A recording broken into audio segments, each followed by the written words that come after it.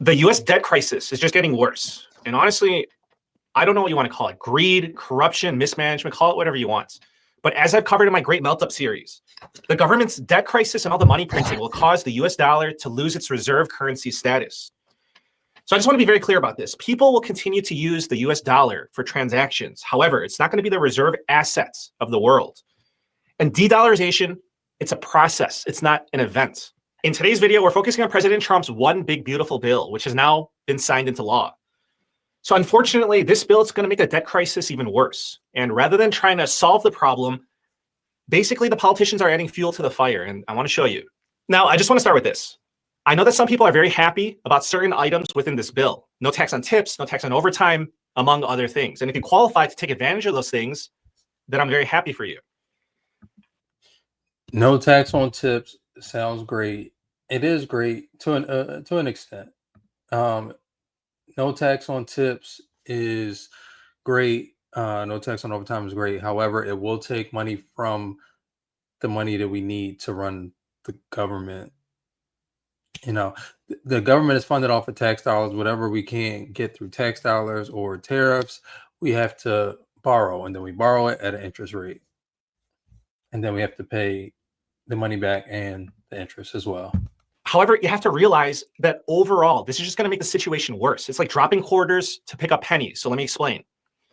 The best way I can put it is just think about the last stimulus package, okay? Was a $1,200 stimulus check worth it in exchange for how much the cost of housing, food, insurance, how everything just skyrocketed up?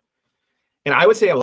So to kind of make sense of what he's saying. So today I actually just read that in 2020, $100,000 is the equivalent of $124,000 today. So what does that mean? That means that's 24%. It's a 24% inflation. $100,000 is the same as $124,000 today, which means $1,000 today is the same as $10,000 in 2020 is the equivalent of $12,400, or $1,000 is the same as $1,240. That's a lot of inflation. 24% is extremely high, and we don't practice deflation. So once things get inflated, they just keep getting more and more inflated. Well, it's just my opinion. I would say no. We got the crumbs and we got stuck with the cost of living inflation. And the uber wealthy people, they got the whole pie and they benefited from financial asset inflation. Now, this one big beautiful bill is just more of the same thing. So the Congressional Budget Office, the CBO, says that this one big beautiful bill is going to add $3.4 trillion to the deficit over the next 10 years, which I've outlined in red. Now, I want to tell you this.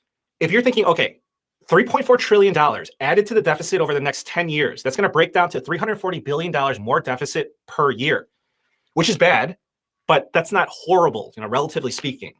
But the thing is that this deficit, it's front loaded. So look at next year, 2026. This bill is expected to add $500 billion to our deficit next year. That is huge. And take a look at 2027. It's going to add over $600 billion to our deficit that year. And it's not going to be much better in 2028. Now, I want to show you this video clip of Senator Rand Paul, who's a Republican, speaking out against this one big beautiful bill. So please take a look. So, the big not so beautiful bill is passed now. The one thing that's for certain is that next year the deficit will be bigger than this year.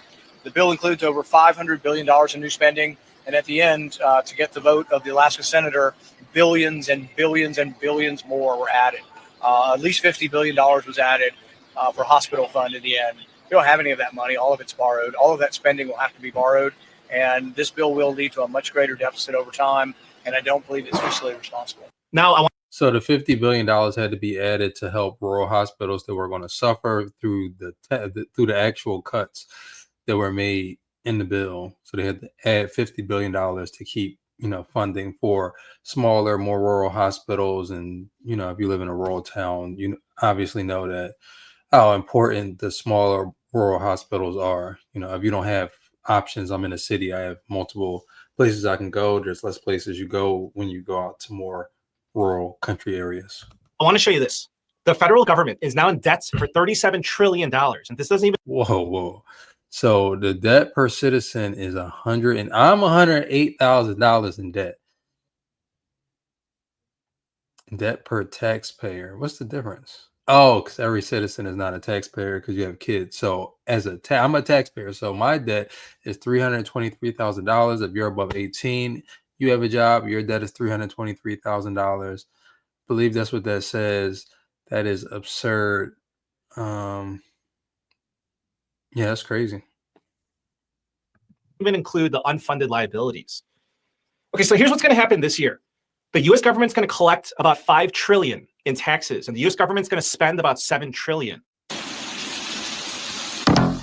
Most people are too lazy to do this, but it saves homeowners a fortune. Which means that the government's going to borrow the $2 trillion difference. In other words, the government's going to go deeper into debt by $2 trillion this year. And now with the passage of this bill, the situation is just going to get worse next year. And as the government accumulates more debt, then the government's going to have to pay more in interest. And that's going to mean more of our tax dollars going to be spent on interest rather than other productive things, education, healthcare, etc.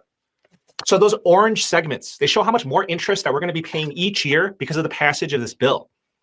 So it may not seem like a huge impact, but you have to remember that this is just from a single bill.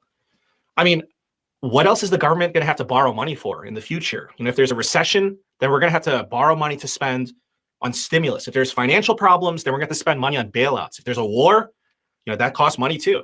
Now, to be fair, I want to show you this. President Trump and the White House are saying that this one big beautiful bill will decrease the deficit, decrease the national debt, and will unleash economic growth. I'm not convinced, but that's just my opinion, and this is their opinion. But then this begs the question, if this bill is going to decrease the deficit and the national debt, then why does this one big beautiful bill need to raise the debt ceiling by $5 trillion? I would say that just common sense and realistically speaking, is because everybody knows that this bill is not going to decrease the deficit or the national debt. Now, I know that people are going to say that. So this is what I believe, or why I believe he says that it will cut the debt, but it's obviously going to raise the debt. So it's going to, even if it were to cut, it's clearly going to raise the debt in the near future. So yeah, even if it did start paying off and the debt got less, we're already going to be significantly higher with more interest payments. But a lot of the tax cuts that were put in there they expire in 2028. So come 2028, if they're not renewed, then you know the taxes will go up. Tax on tips comes back, tax on overtime comes back, and various different taxes they come back, and so therefore you'll have more tax revenue, and you already have the things that he's cut. So now you'll have more cuts and you'll have more taxes. So it's really kind of kicking the can down the road. So either we'll be effed over later. We're effed no matter what. But in this plan, he's just kicking the can down the road and going to raise the debt, and the next person will figure it out when he's gone in 2028, and they'll have to deal with the fact that he has increased the debt and he's now cut programs, and people's taxes are going to go back up. That Trump's tariffs are bringing in a lot of money. So I'm showing you this to give you the full picture. And it is true. Trump's tariffs are bringing in more money, as you can clearly see. So this is a monthly chart of tariff revenue for the U.S. governments. They are bringing and it has spiked up. Not near enough. So for the month of June, the U.S. government collected $28 billion in tariff revenue. And I agree, that is a lot. At that rate, it's $336 billion a year. But you have to remember that the U.S. government's going to spend $7 trillion this year. So $336 billion of tariff revenue, and if that happens, that is only 4.8% of what the government spends. And you have to remember that the deficit this year is going to be $2 trillion. And this bill is expected to increase the deficit by $500 billion next year, and that's according to the CBO. And again, to give you the full picture, the big money-saving promises of DOGE. Here's something most drivers don't know. The older your car, the cheaper your insurance should be. I mean, that's clearly dead. So this is from the official DOGE website. This is on the US government's website. So DOGE claims to have saved $190 billion. But you have to keep in mind that this is the estimated savings over the course of the next 10 years because it includes long-term contracts and leases. So this is not the savings amounts for 2025. So essentially, if you take their word for how much they've saved us, which has already been proven to be incorrect, they have saved $19 billion for us this year. So $19 billion, that's what the federal government spends in 24 hours. Like literally, that's $7 trillion divided by 365 days. And the real numbers speak for themselves. So for fiscal year 2025, which is the light purple line, the federal government has already overspent by $1.36 trillion up until May. So that is a bigger deficit than fiscal year 2024, when it was at 1.2 trillion by May. So yes, the deficit in 2025 is worse this year compared to last year. So listen, it's my expectation that this big, beautiful bill is just going to make the fiscal situation worse. More borrowing, more debt, more money printing, and further loss of confidence in the US dollar. And this is just going to accelerate the de-dollarization process, which is the world walking away from the US dollar.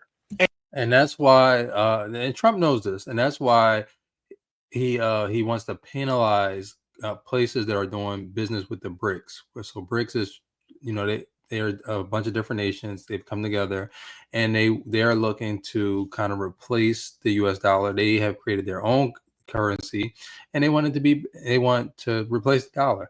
They want people to do business in their currency and not the U.S. dollar currency. And that's I want to say it's Brazil, Iran, Russia, Asia. I forget who else is in the BRICS, but Trump he made it where as though if you do business with the BRICS, you're going to get an extra 10% tariff on top of whatever tariff you're already paying. And he knows that the US dollar will become less favorable, and that's his way of trying to get around that. And just so you know, everything that I'm saying is right in front of us. Like, this isn't a conspiracy theory. It's not imagination running wild. The dollar has been weakening, and it's had a terrible 2025, the worst year this year in the past 50 years. Central banks around the world are also loading up on gold, and they're using fewer dollars as a percentage of their reserves.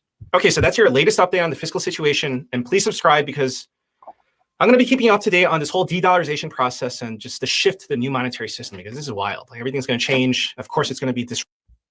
So that was the clear value text channel. Go check him out. Go subscribe. He has a lot of great content over there. But what do you guys think about the situation, about the big, beautiful bill, about the debt ceiling being raised, about the debt level where it's at? Where do you think America is going?